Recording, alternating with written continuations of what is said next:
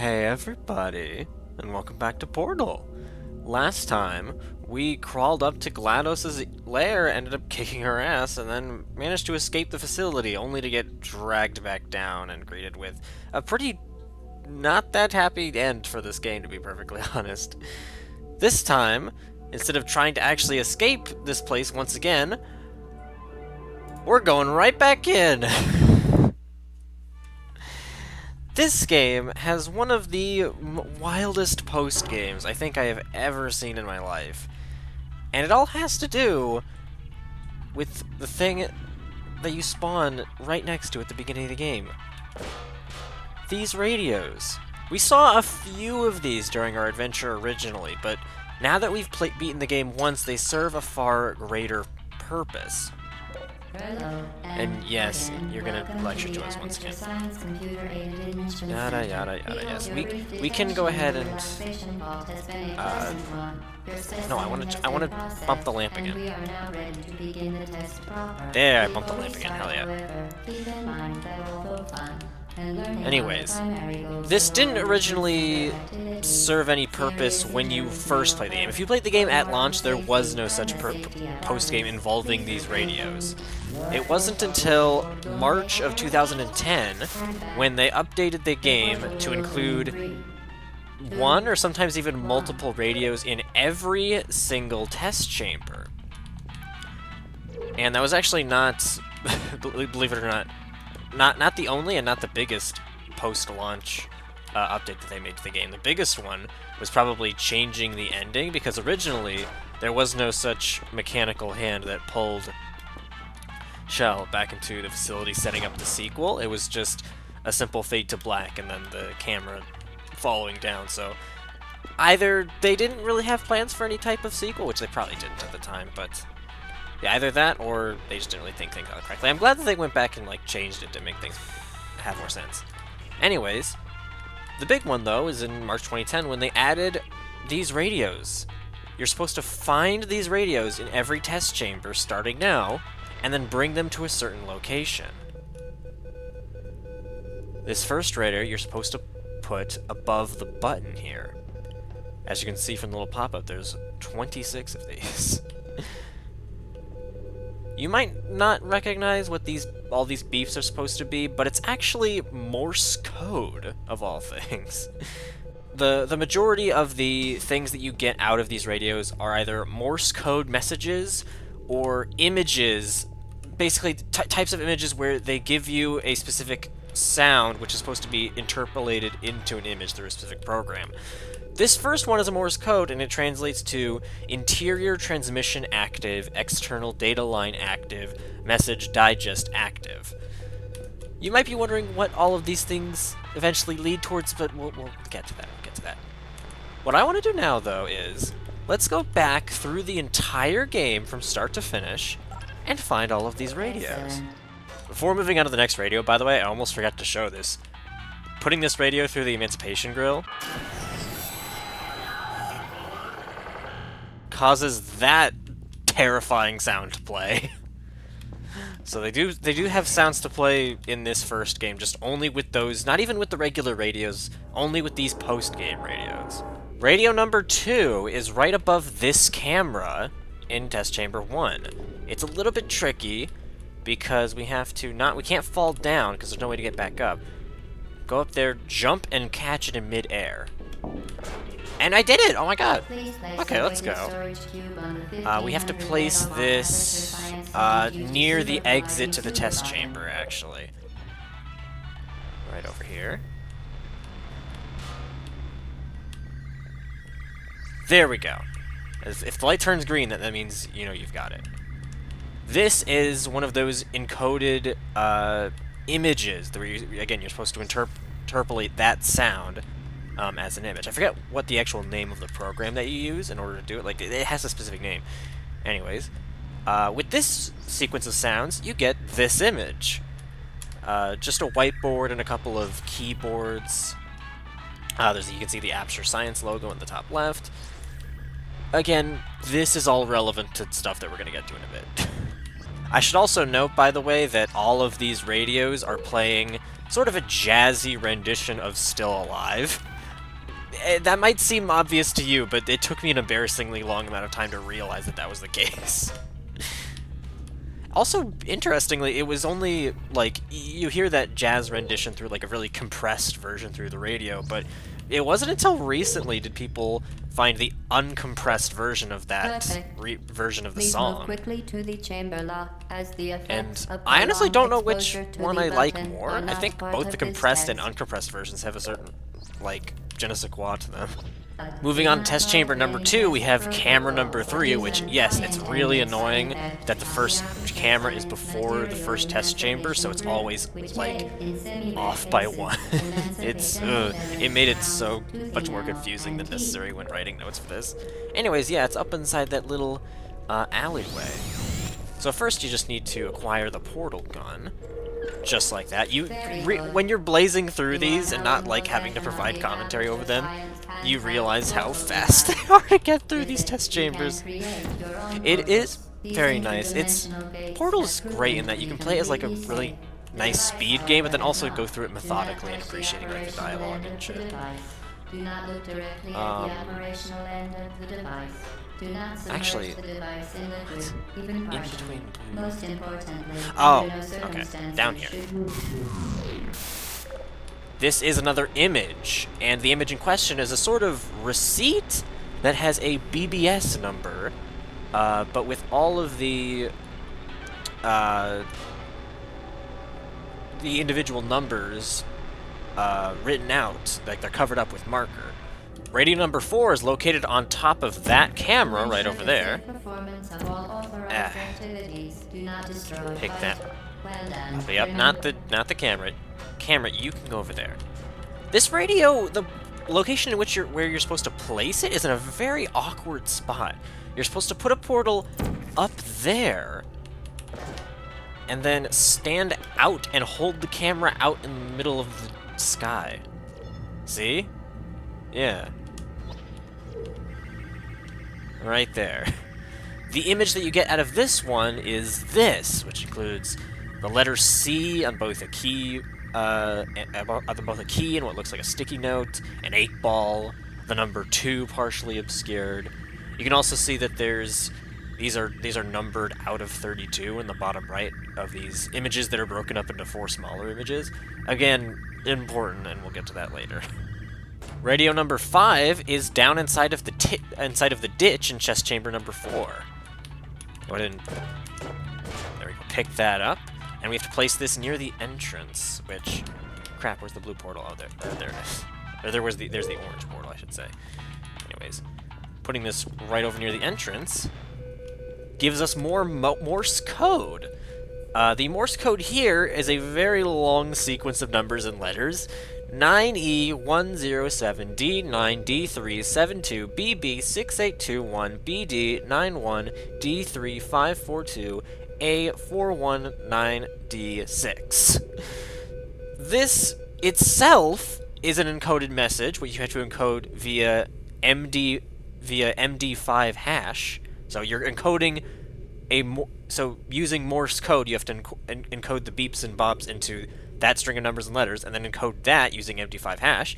And with that, you get the sentence, "The quick brown fox jumps over the lazy dog," which is a very well-known sentence in programming because it uses every letter in the English alphabet. I remember learning that in school, actually.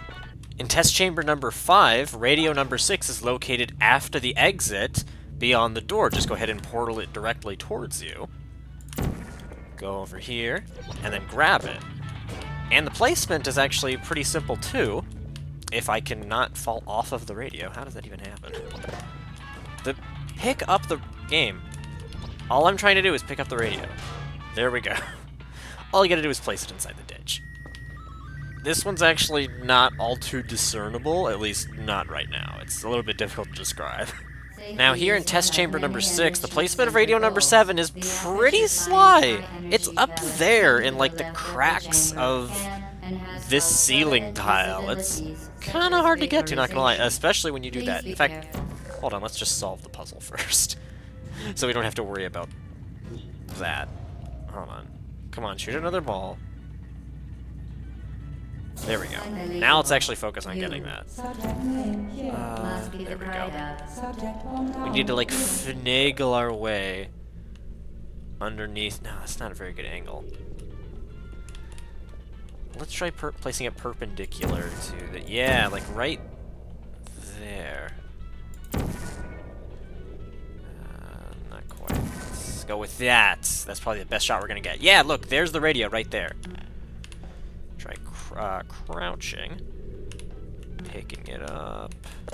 Yes, look at that. Ah. And then we just have to place it on this platform. We have a lot more keys and another thing written on a whiteboard.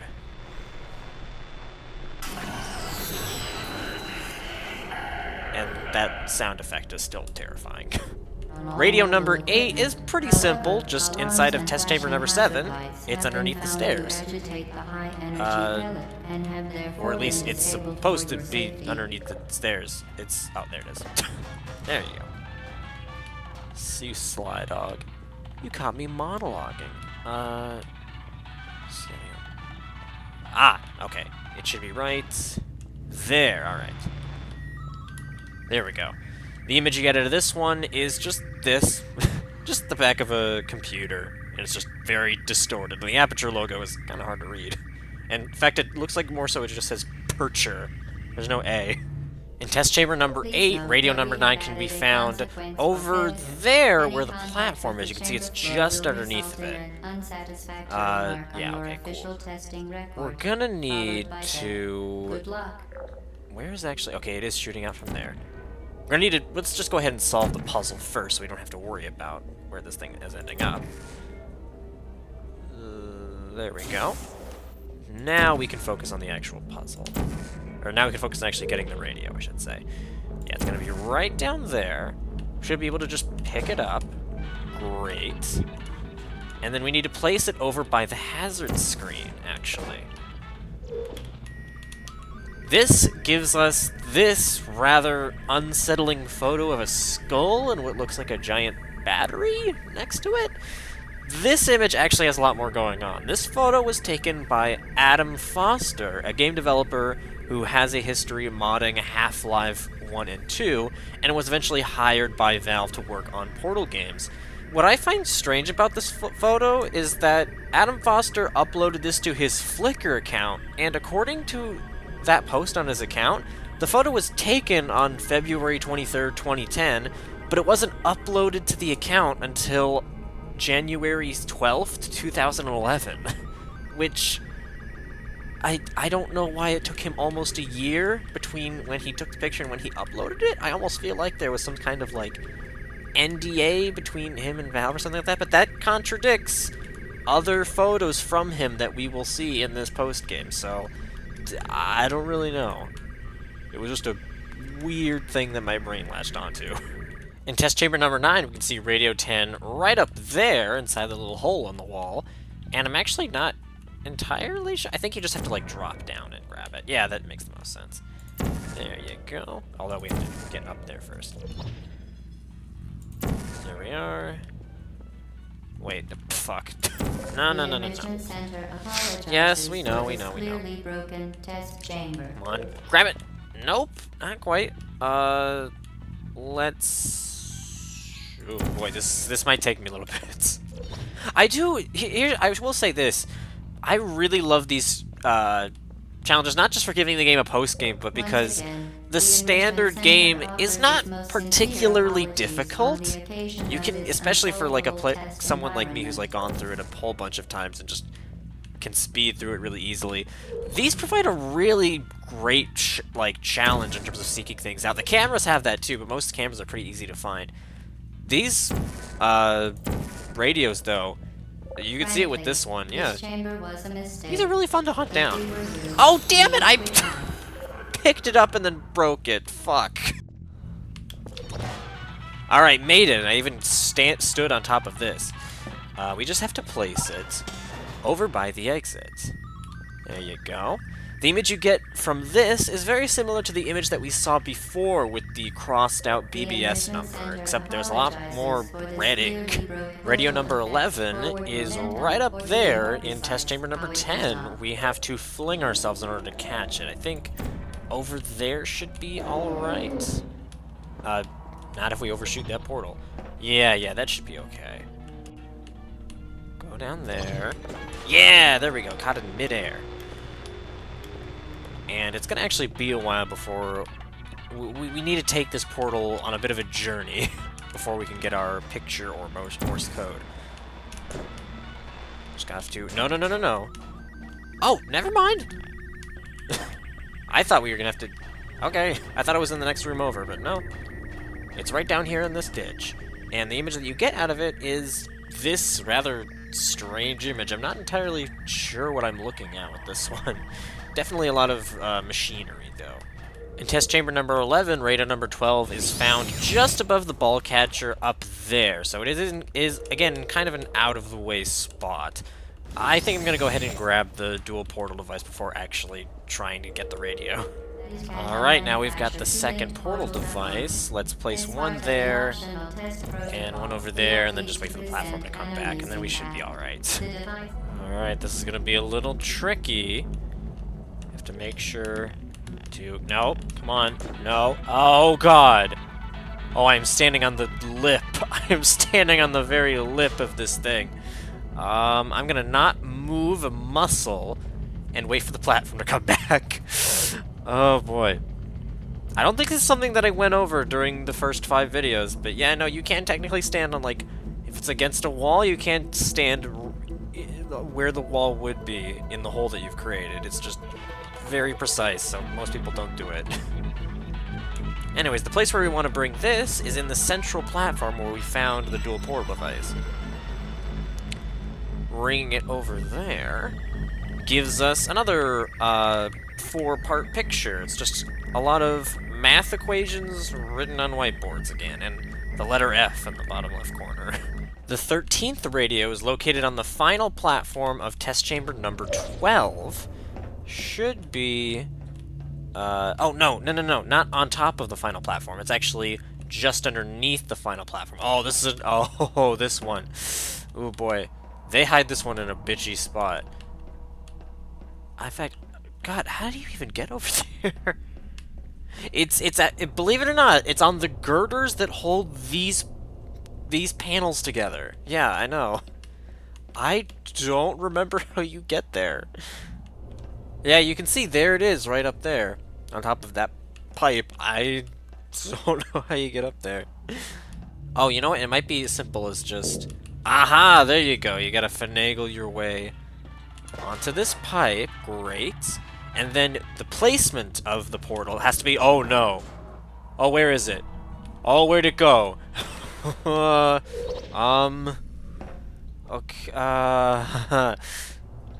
where did... Oh, there... Okay, thank God. I thought it landed on another pipe, and I was gonna have to go back and get it. No. Pick it up. Pick up the... There we go. Pick up the portal shell. Now that we've gotten the radio, we just need to bring it to this button. Should be around here. There we go. Alright. This is not a picture. This is another piece of Morse code. This one is system data dump active, user backup active, password backup active. That's what the Morse code translates to. The 14th radio can be found just over there. Just have to fall down and grab it. Almost. 10 or 2. Come on. There we go. And then we just need to bring this thing back into the first room. These things are very finicky. There we go. Back into room numero uno.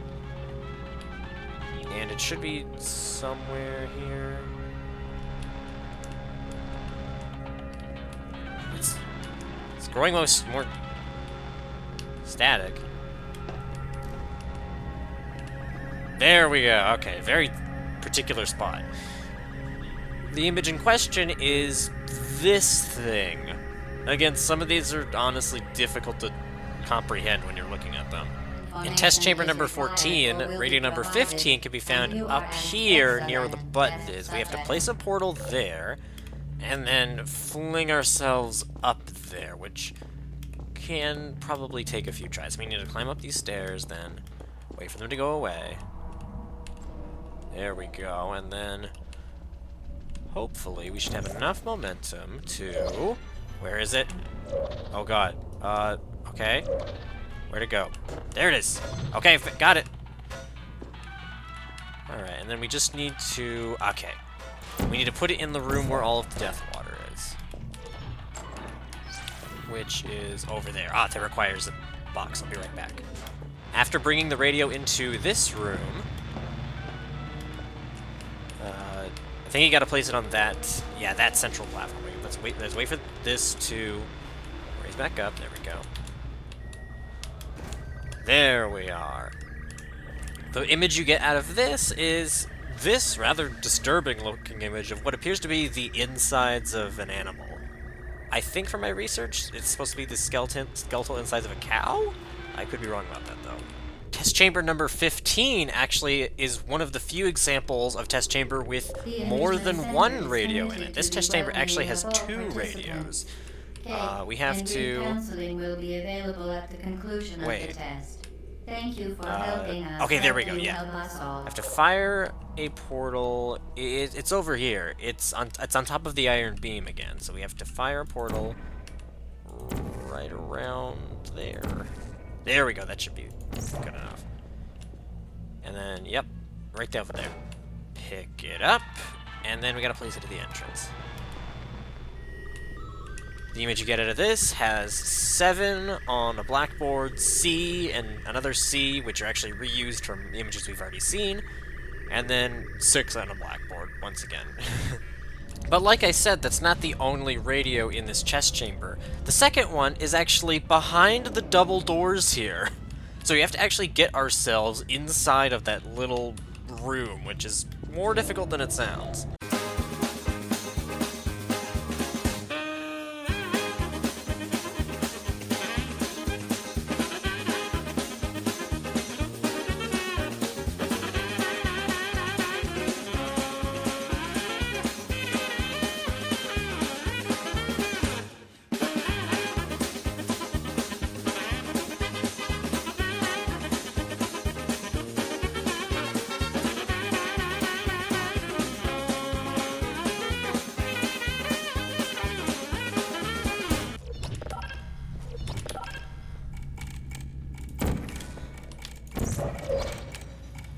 Oh my god, finally! Jesus Christ! Oh, where'd it go? No fault of the enrichment center. You have managed to trap yourself in this room. An escape hatch will open in 3, 2, 1. We got to see that again. Oh my god, yeah, it actually opens up below us. That's... No. Wait. Wait. Where'd it go? Where'd it go? Where'd it go?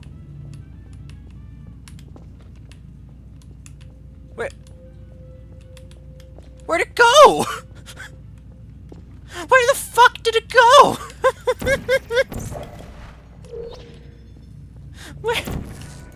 Where?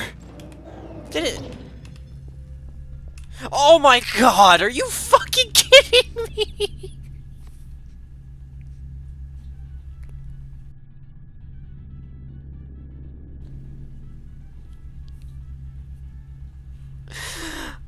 Okay, that's pretty funny. I'll be right back.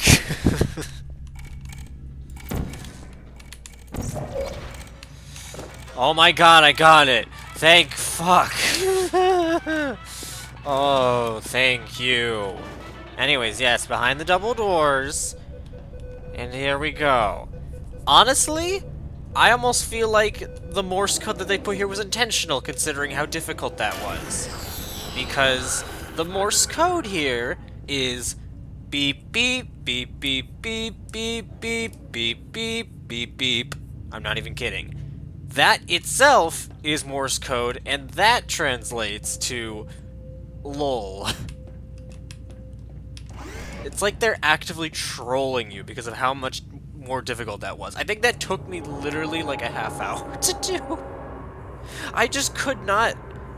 Whenever I would fling myself, I would just try to move into the where the doors were when they were open. It just wouldn't happen, I swear to God. Due to mandatory scheduled Jesus maintenance, Christ. The next radio is remarkably easier to find compared to the last one. It's just inside Ratman's Den number 1, which, yeah, I'd also, during this second playthrough of the game, I'd also like to take the opportunity to go back through each of the Ratman's Dens and kind of re-examine some of them now that we've gotten all of the spoilers out of the way.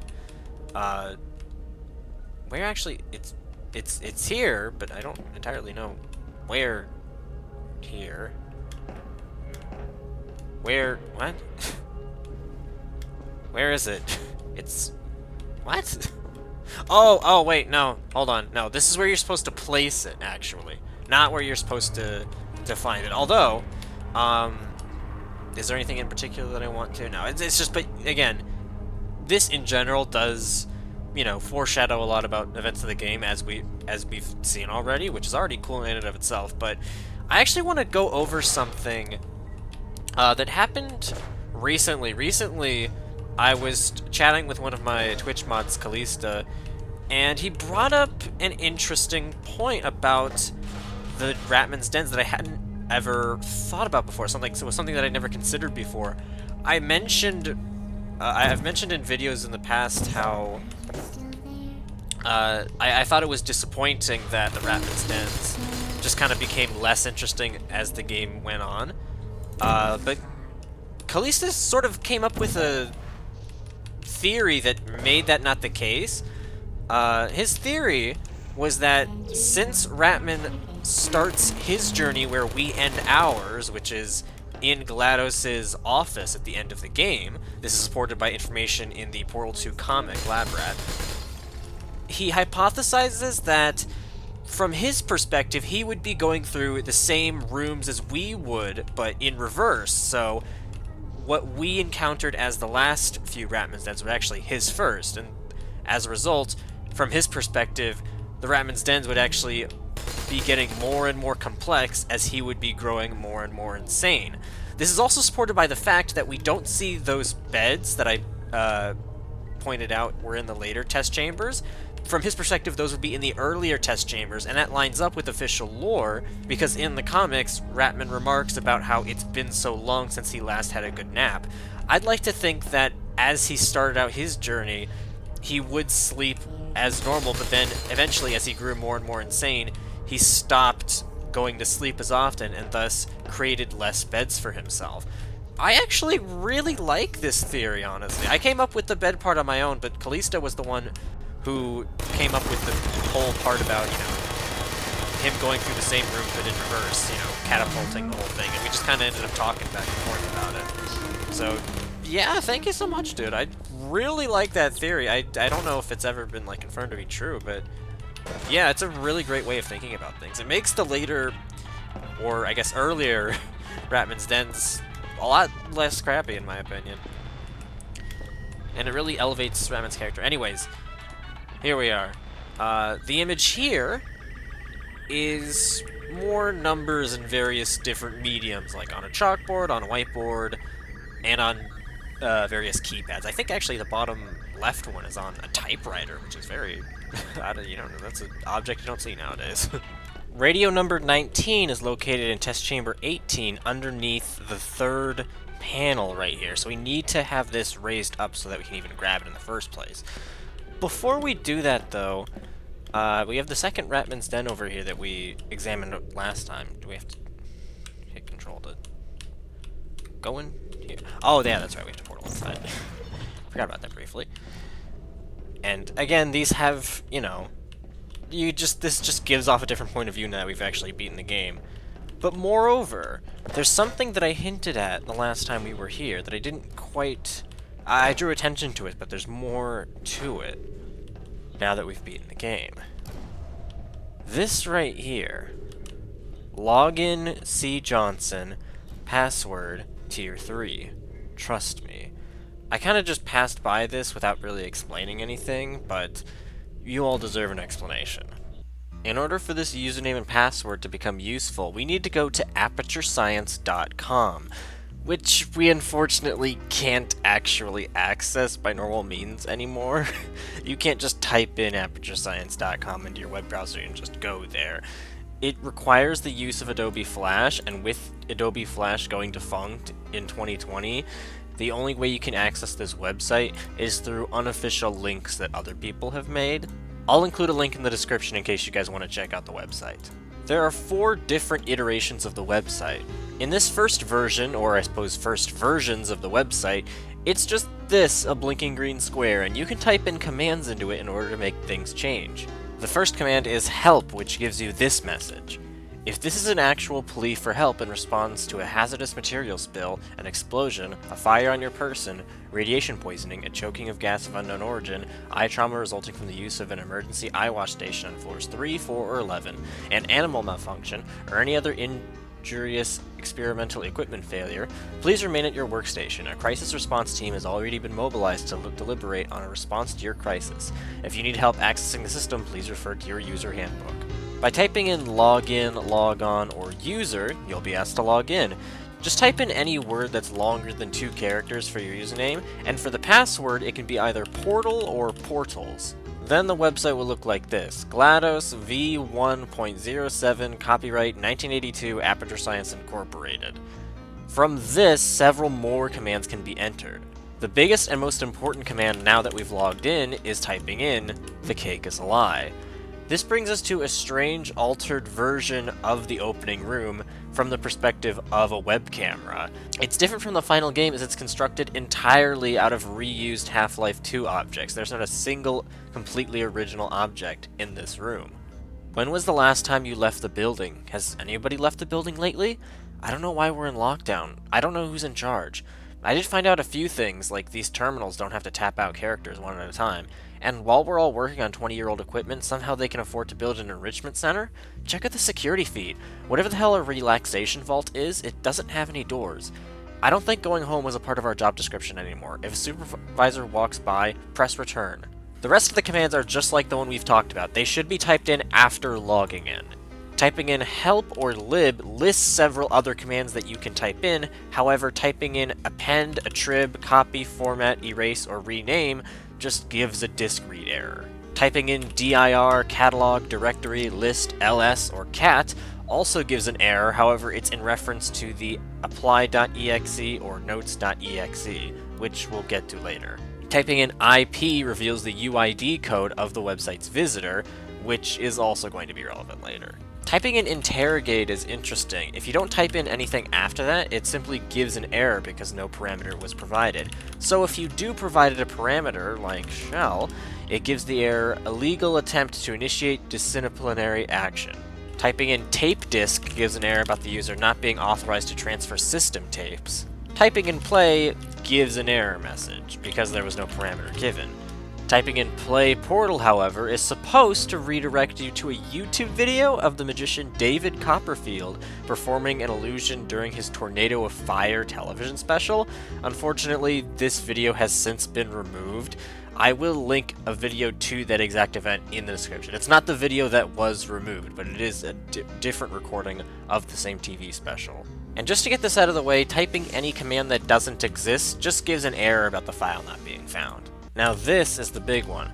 Typing in apply will allow you to start the Enrichment Center Test Subject Application process. Forms EN2873 Form, Part 1, Personality and General Knowledge. If you are a first-time applicant, please type continue. Disregard this instruction if you are returning to Forms EN2873 Form after a break of any duration for any reason. In that case, you must contact your supervisor before proceeding. Your supervisor will solicit your authorized administrative unit for an affirmative injunction to type continue. If permission to type continue has been granted, please do so now.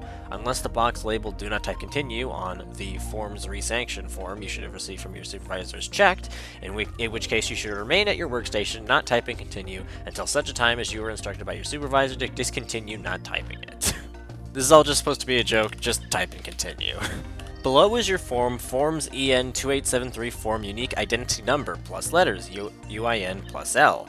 Please memorize your UIN plus L, as you may be required to recite it from memory as proof. The opening and closing braces are decorative and should not be memorized. When you are finished memorizing your case-sensitive UIN plus L, type continue to proceed. Please don't bother memorizing this. Notice how it keeps on flashing over and over again. You can't tell because of how big it is, but there's always going to be some letter or number that changes between every single flash, so you're never going to be able to memorize it. Just type continue and don't worry about it. Alright, let's start the application. You're going to notice that the letter T in the word to there is flashing. That's intentional. All throughout this application there will be letters that are flashing, and by putting them together, it'll spell out the cake is a lie. If given a choice, what would you like to be called? Any... all. God damn it, there's no forward slashes. Sure. It is important to consult a physician before starting an Aperture Science Enrichment Center program. If one or more of the statements listed below applies to you, please contact your supervisor to secure permission to consult a physician before beginning an Enrichment Center program. Pick the condition that most applies to you. Let's see. 3 and 4 are actually pretty relevant to me. Let's go with 3. Sally, Dwayne, Anthony, David, and Franklin are collectively exactly 10 years apart in age. Sally is 2 years older than David. David's favorite letter is G. Anthony's favorite letter is also G, but Dwayne has no preference, insisting that he likes all the letters equally except for S. What is Franklin's favorite letter? Q. Never mind, you have to type in a number, 19. Which of the following best describes your pain? Let's go with dull. Page 5. What is your favorite color? You saw briefly that the cake flashed on screen. That happens every now and again. Let's go with dark tea green. How do others describe your education? Some college. What is your current living situation? Let's go with 2. Do you require any jewelry for health reasons? Yes! Do you require socks to be part of your uniform? Yes! Do you prefer long or short sleeves? Sleeveless, shirtless, no preference. We're totally going with that. Does your illness prevent you from working? I mean, yeah. Not including periods of mandatory silence, what is the longest you have gone voluntarily without talking? Wow. Okay. I'm actually trying to think. I don't think I've ever gone a day without talking, period. Although, I feel like inside during high school, I felt like I didn't talk for over a year, so let's go with that. Do you require music to perform simple tasks? Actually, no, surprisingly enough. I actually don't often listen to music when I do stuff, which is weird. I feel like I should. My favorite color is... yes, it's asking for my favorite color again. Burgundy. Lying about my favorite color makes me feel... not sorry. Are you plagued by suspicions that other people, including coworkers and relatives, may be doing things behind your back that will hurt you? Yeah, honestly. What is your favorite meal? There's no option for breakfast, which is actually kind of fits in my perspective because I don't eat breakfast. Let's go with dinner. No, not 12, 2. Which pre-Christian mathematician is not correctly matched to his home city? Let's go with... I like Bryson. Let's go with Bryson. Please choose a description that best describes your personality. I guess... stable? A cake can be sliced into more than 7 pieces by making only 4 diameter cuts through its center. I mean... yeah. True. Other than a large egret, what wild animal would you like to domesticate? Note several choices, including not limited to large egret, may trigger an investigation. Your supervisor has no further information about instigating animals or the investigatory process, though upon request, your supervisor can provide further details about his or her authorized prophylactic unfamiliarity with procedure. You get a lot of animals here. 2,314 to be exact. You basically get every single animal that has ever existed. Although now I'm curious, what happens if you actually try and find an egret?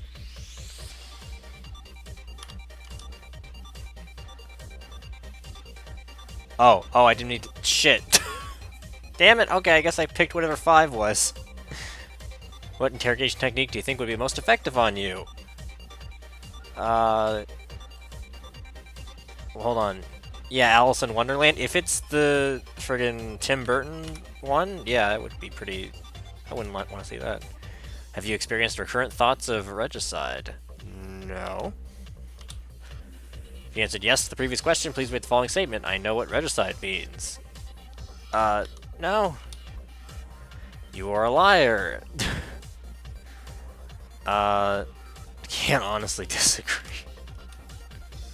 Can you flash your ROM? No. Please acknowledge before continuing. I understand that my response to all items in this questionnaire are the property of Aperture Science. As such, they will remain strictly confidential, though they may be used to distribute prizes and/or initiate, prolong, or modify the invasive properties of authorized questioning, investigation, testing, and surveillance. I've read all or most of the above. One of one answer. Are you functionally incapacitated by witnessing other people's misery? No, I'm good. Do you get pleasure from solitary pursuits? No. What is your favorite flatware for, purely as an example, eating cake? Well, the cake does have a lot of fish-shaped things in it. Let's go with fish fork. What is your favorite number between 31 and 37?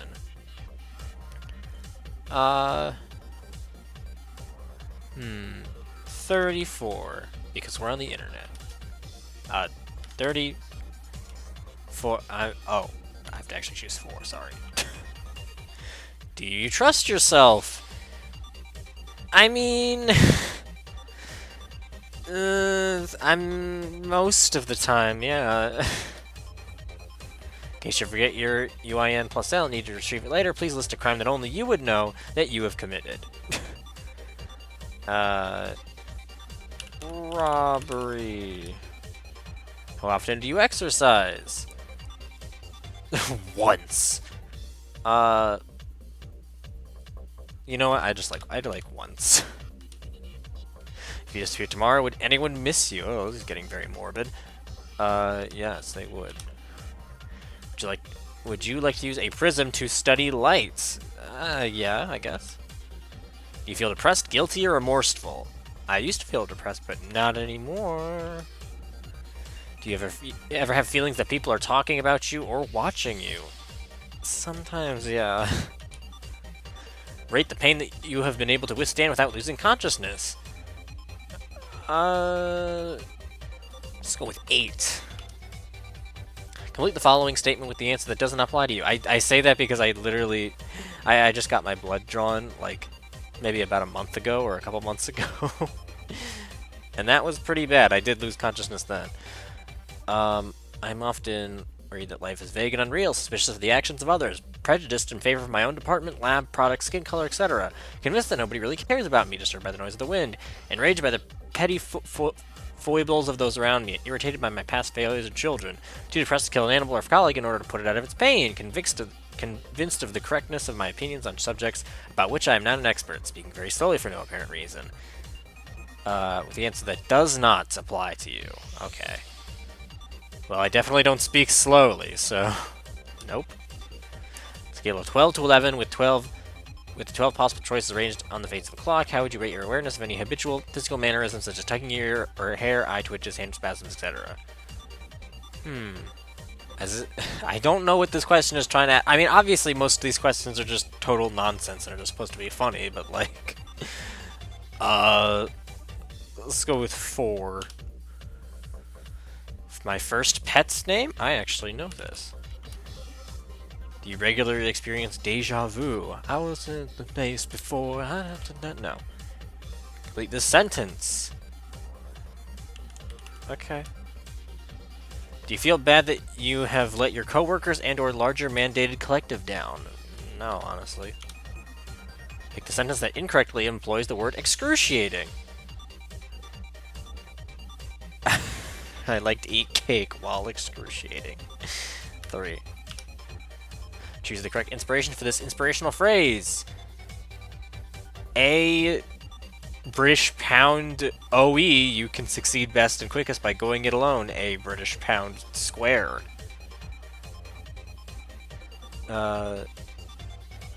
Succeed best and quickest by going... I mean, I guess success, right? I express my opinions even if others in the group disagree with me. Yeah, sometimes. Or, well, no, actually, quite often. Pick your favorite type of cake. Ooh boy, I really hope that they have, actually. I don't like pancakes at all. Do they have, like, a red velvet cake? I love red velvet. Yes, they do! Red velvet cake! Let's go.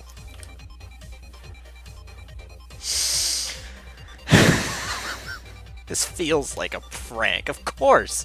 Of course they would leave the most difficult question at the very end. Alright. I see how it is. Are they gonna... nope, you can't do forward slashes. Oh boy.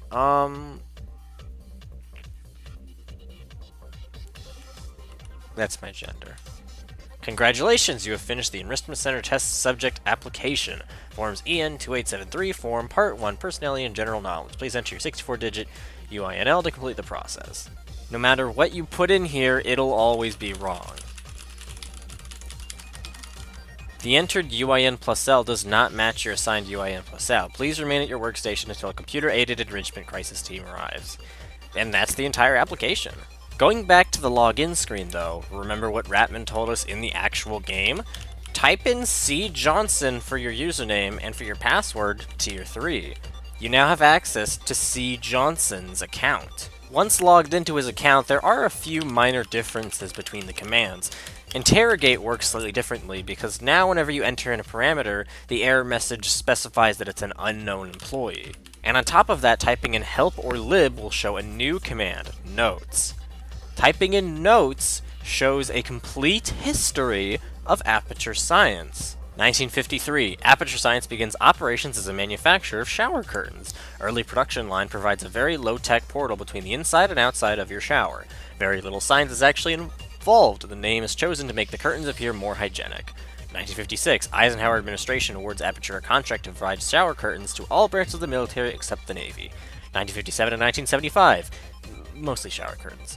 1978, Aperture founder and CEO Cave Johnson is exposed to mercury while secretly developing a dangerous mercury-injected rubber sheeting from which he plans to manufacture 7 deadly shower curtains to be given as gifts to each member of the House Naval Appropriations Committee. 1979, both of Cave Johnson's kidneys fail. Brain damaged, dying, and incapable of being convinced that time is not now flowing backwards, Johnson lays out a 3-tiered research and development program. The results, he says, will guarantee the continued success of Aperture Science far into the fast-approaching distant past. Tier 1, the Heimlich countermaneuver, a reliable technique for interrupting the life-saving Heimlich maneuver. Tier 2, the Take-A-Wish Foundation, a charitable organization that will purchase wishes from the parents of terminally ill children and redistribute them to wish-deprived but otherwise healthy adults. Tier 3, some kind of rip in the fabric of space, a British pound AE. That would a British pound AE. Well, it'd be like, I don't know, something that would help with the shower curtains, I guess. I haven't worked this idea out as much as the wish-taking one. 1981, diligent Aperture engineers complete the Heimlich countermaneuver and Take-A-Wish Foundation initiatives. The company announces products related to the research in a lavish televised ceremony. These products become immediately wildly unpopular. After a string of very public, choking, and despondent sick child disasters, senior company officials are summoned before a Senate investigative committee. During these proceedings, an engineer mentions that some progress has been made on Tier 3, the man-sized ad hoc quantum tunnel through physics space with possible applications as a shower curtain. The committee is quickly permanently recessed, and Aperture is granted an open-ended contract to secretly continue research on the Portal and Heimlich countermaneuver projects. 1981 and 1985, work progresses on the Portal project. Several high-ranking FETA personnel choke to death on lamb chunks despite the intervention of their bodyguards. 1986, word reaches Aperture Management that another defense contractor called Black Mesa is working on a similar portal technology. In response to this news, Aperture begins developing the genetic lifeform and disk operating system, GLaDOS, an artificially intelligent research assistant and disk operating system. 1996, after a decade spent bringing the disk operating parts of GLaDOS to a state of more or less basic functionality, work begins on the genetic lifeform component. Several years later, the untested AI is activated for the first time as one of the planned activities on Aperture's first annual Bring Your Daughter to Work Day. In many ways, the initial test goes well. And that is everything on Cave Johnson's personal account, but there's one command in a regular account that I didn't go over until now. If you type out logout by logoff or valve, this happens. Goodbye. Yeah, and it just redirects you to the Steam page. But even though that's all the prompts, that's not actually it for the website. The website was updated in holiday of 2009 to feature this on the main page.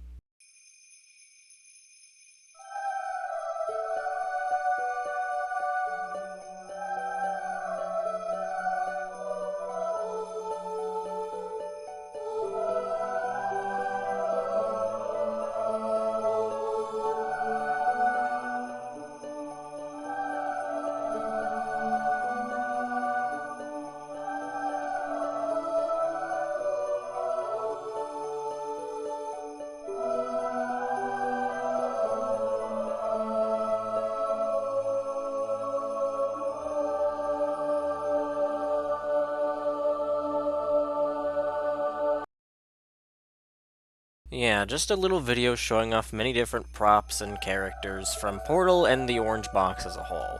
Also, don't watch this video too many times in a row, because after a while, the gnome jump scares you. You can still enter commands in this version of the website, however, they updated the website again in holiday of 2010, and this version of the website still has the video, but you can't actually enter commands, it's just the video itself. And the video itself is quite different. It's more so themed around Portal 1 and 2, and not so much the orange box itself. It has updated designs for the companion cube and the regular cubes. And if you wait around long enough on this version of the video, instead of getting jump scared by the gnome, now Peabody from Portal 2 gets really up close to the camera, which is much more delightful. And yeah, I think that's everything. It's quite a lot for just a simple little website that I'm sure most people wouldn't even be aware of. But it really goes to show how much they cared about this new IP and how much they fleshed out the world building of this franchise this early on. So, yeah, that was a lot. It's crazy how much like faith they had in this game, despite the fact that it was going to be a new IP. Like, they really didn't have to do that, but gosh, it just, again, it really gives me a new appreciation for Portal 1. Alright, well, I've completed the challenges and got the radio. The place where we're supposed to put this is actually in the incinerator room itself. There we go. Number 19. The image you get out of this one is this. It's, again, that BBS number, but instead of it being crossed out with marker, it just has number signs covering up the numbers themselves. And it looks a lot like the Still Alive credit sequence, actually. Test Chamber 18 actually has 3 separate radios, which is the most out of any actual test chamber. So this one might actually take it. But the first one is in Ratman's Den number 3, right over here. And the location is really weird. This is another one where you have to sort of put it in the middle of the sky. We have to find the platform with 2 dots on it. So that would be like, let's bring the radio with us. You have to bring this thing on a bit of a journey. A journey of death! It's a journey of death. Okay. Come on. Pick this thing up. All I want to do... you have to do it like that, which is so stupid. You have to, like, jump, but, like, how? Because twice now I've... Why is this a... Oh my god, and the transmission counted. Well, that's proof that's where you need to put it. Yeah, you need to put it up in the air above the platform with two dots on it. Above not that platform, but above this platform and hang it up there. It counted. It actually counted. In fact, we can check the game itself and see if... Yeah, it did. The picture you get out of that one is just more, like, numbers and letters in various different mediums. Radio number 21 is actually on top of the box with the ball catcher inside it. You need to fling yourself up there. Let's see if we have... Oh my god. Yep, you can see it's right there. You can see it's right there. Let me try that again. You get flown surprisingly high.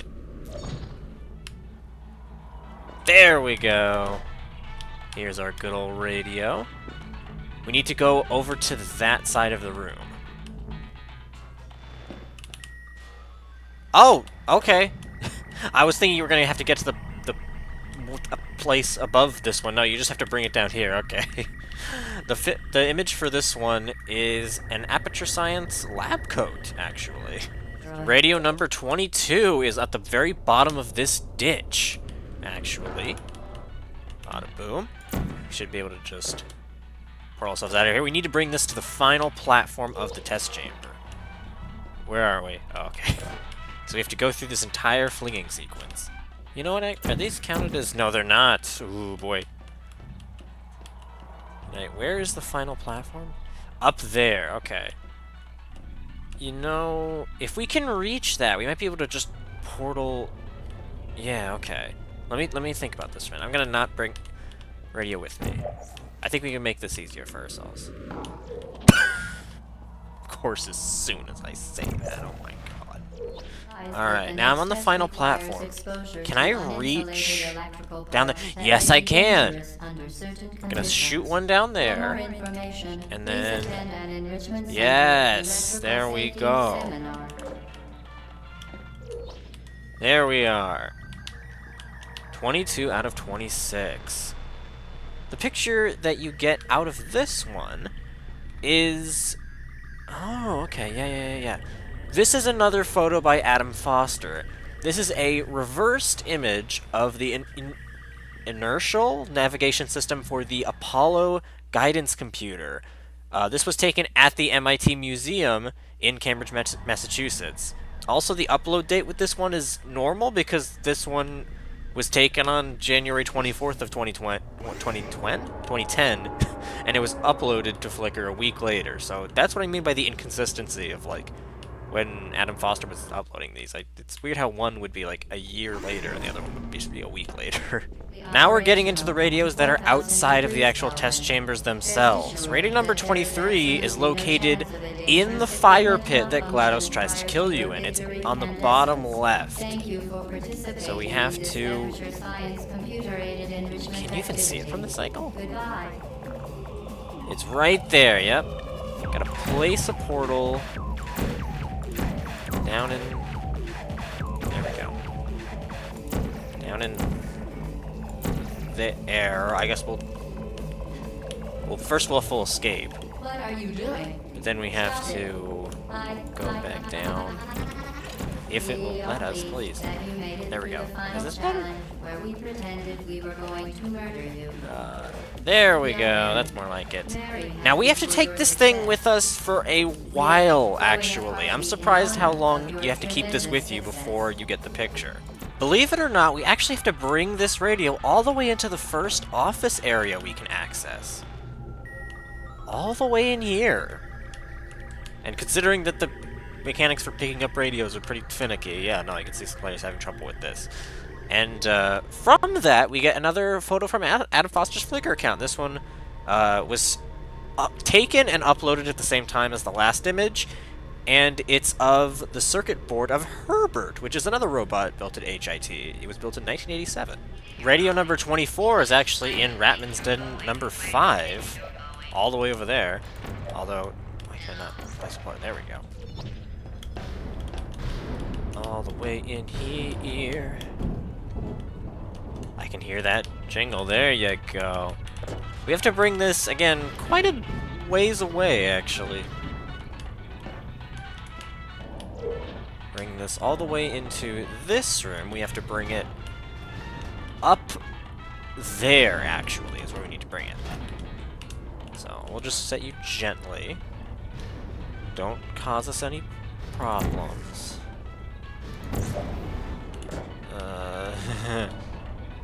Let's be careful here. There you go. But we still have to. We have to keep on bringing it. Oh, what? You can pick this up? Since when? Why? What purpose does that serve? What? Oh, it's weirdly like clipping into the. And you pick this up too. What? Where did that even come from? Is it like from? Sorry, this is blowing my mind. I didn't know this. No? Okay. Wow, that... Anyway. Goodness. Anyway, yeah, in this room, you have to bring it, up there. There we go. Oh, where'd it go? Oh, jeez, it's in the it's in the creases. You have to pick it up, but then not get killed. Pick it up and then not... No. Ah, fuck. Oh, I don't know what happens when you respawn. Okay, they do let you keep the radio, thank goodness. Oh, thank goodness. Okay. That's good. I'm trying to think, like, is there a safer way I can do this? I can go up there. That's safer. Please. There's the radio. There we go. Good. Now, my notes are hideously ambiguous. They just say up onto a ledge in that room. That's very descriptive of you past me. How about... What about in that room? Oh, never mind, right here. Onto this ledge. And is it just me, or does that photo... Does its circuit board look a lot like a mousetrap? That just looks like a mousetrap to me. Inside this room, we have our next radio. This is the second to last one in the game. We have to bring this all the way to Ratman's Den number 7, which I'm worried that we never actually showed because I don't remember us entering. 7, yeah, I am nervous. This, for context, this is being recorded. This video that you're watching is actually being recorded on 2 separate days, and both of those days are actually quite a ways away from when I recorded the final boss, so my memory is a bit hazy, if you couldn't tell. Oh, never mind, I think we did show this place off. Yeah, here in Ratman's Den number 7. Yeah, okay, no, we did, thank goodness. I was worried we didn't show that off originally. Anyways, here the image is more equations, as well as 6 and a right arrow on a key, as well as C. It looks like it's... The giant C is like written on a post-it note. Again, they're blurry images, so it's kind of hard to tell. And here we are. The final radio is actually located inside of the sewer maze, where we fight the penultimate final boss. Just keep on going around in circles, and you should eventually find it in one of these little cubby holes. Right there. We're gonna actually keep it here for now. We're gonna fight the turrets first, just so that way the radio doesn't get, like, lost or damaged or anything like that. Yeah, we just have to remember it's down there. That should be easy enough. Alright, now we've defeated all the turrets. Where did I put the radio? Uh-oh. Just scan around the place.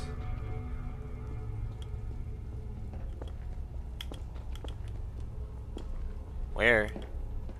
Where is it? Where'd it go? Oh, there it is! There we go. Let's just... Oh, there we go. Pick that sucker up, bring it around town. Then you do this, and this, and this, and that, and then... where's the... There we go, up there. We have to bring it all the way up there. Bring the radio up... here. Put it near this thing. And just like that, we've gotten all the radios! Transmission received, achievement unlocked. The final radio image is of what appears to be something really close up through a telescope. Now that we've gotten all the radio images and Morse codes and stuff, you're probably like, Cassie, just tell us what these things even are for. And if you were just playing the game, you wouldn't know, because, yeah, no, there's no place in-game where these images are supposed to be used for. It's not like the game itself has, like, a way to decipher ASCII images or anything like that. These images and Morse code things are all part of something extremely grandiose. As previously mentioned, the radios were added in a patch released on March 1st, 2010, and by decoding the messages and images with Morse code and the software SSTV, players at the time were able to uncover some hidden secrets. Remember the images cut into 4 smaller images? If we take those images, arrange them in order of the numbers on the bottom right, and look at the numbers or letters that are highlighted in these images, they spell out 9459 C6CA, C8C2, 03B8, 128B, 7CC6, 3068, D4FD. Just like we did with that one Morse code message we found, we can decrypt this with MD5 to 425-822-5251. This is the BBS number that we saw crossed out in some of the other images. For context, a BBS, or bulletin board system, is a sort of predecessor to the internet from the late 20th century.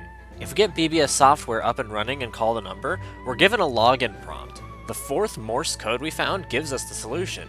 The username is backup, and the password is backup. Logging in, we're greeted with Aperture Laboratories GLaDOS V311, copyright 1973 to 1997, Aperture, all rights reserved. Remember 311, it's going to be important later. Our reward for making it this far is a huge file dump containing mostly ASCII art and quotes from Cave Johnson. The majority of this stuff references things that happen or go unused in Portal 2. Also, since the images are probably still scrolling, I want to point out that the radio sounds are labeled in the game's files as Dinosaur 1 to 27, which references the book Dinosaur Alphabet written by Harry S. Robbins. The voice of Dr. Isaac from Half-Life? Yeah, that's pretty clever. Congrats on making it this far into the ARG, but hold on to your butts because we're still not done. 2 days later, on March 3rd, 2010, the update to the ending scene was added, and on top of that, the BBS website now included a progress bar that would slowly fill up over the next few hours. What's funny though is the ridiculous time estimate below the progress bar. A different one was generated each time you loaded the website.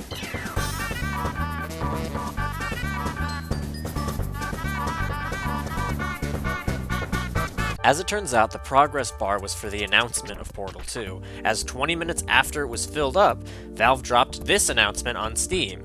Except some of the letters here are underlined, which of course means a new username and password. Logging into the BBS website this way yields even more ASCII images. And by logging back onto the original account after this point, you're given 2 additional images, which hinted towards fans that Portal 2 would indeed have a co-op mode. All of this leads up to March 11th. Hey, what did I tell you? Where Gabe Newell was given the Pioneer Award during the Game Developers' Choice Awards. During a speech, this happened. Okay, this isn't working.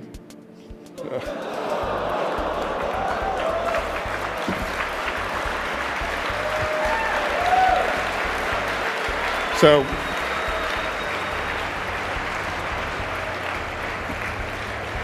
that's what I get for working at Microsoft. So, good luck figuring it out, and thanks again. If we look at the top line of this blue screen, we can see yet another series of seemingly random numbers and letters. By deciphering this code with EBCDIC, it reads suspended until E3. This implied that Portal 2 wouldn't be officially shown for the first time until E3 of that year, which was true, but not until this cryptic email was sent to the press. Dear subject name here, Aperture Science is pleased to inform you that we have partnered with Valve to announce the gala cancellation of the June 14th Portal 2 event at the Regal Theater. The event will be replaced by a surprise, and even though the cancellation of the event certainly counts as a surprise, we are pleased to further announce that the cancellation of the event is not the surprise. However, per international treaties regarding the definition of the word surprise, of which both Aperture Science and Valve are signatories, the time, date, and continent of the actual surprise will only become available as you experience the surprise. If you'd like to ask fruitless questions about the E3 Portal 2 surprise, or more fruitfully, schedule an appointment to attend a Portal 2 screening at the Valve booth during E3, please contact Valve's special envoy to surprises, Doug Lombardi. Thank you for... P.S. The surprising record scratch is also not the surprise. So yeah, that's the Portal ARG, or at least everything that you need to know about it in order for it to actually make sense. Overall, this was just a really cool time to be a Portal fan, and it was just such an interesting way of promoting Portal 2 without actually promoting Portal 2. It was like an advertisement that you took a part in, and I wouldn't change a thing. So yeah, that is the post-game of Portal. I don't know how long this video is going to end up turning out, but I wouldn't be surprised if it was like over an hour long. I just really wanted to get it all done in a single video, just to leave no stone unturned. I didn't want to spread this across like multiple episodes. I wanted it all condensed into a single place. So yeah, that's it for the post-game. Next time on Portal, we're going to be covering the extra modes and other supplementary material that can only be found in other versions of the game. I'll see you all then.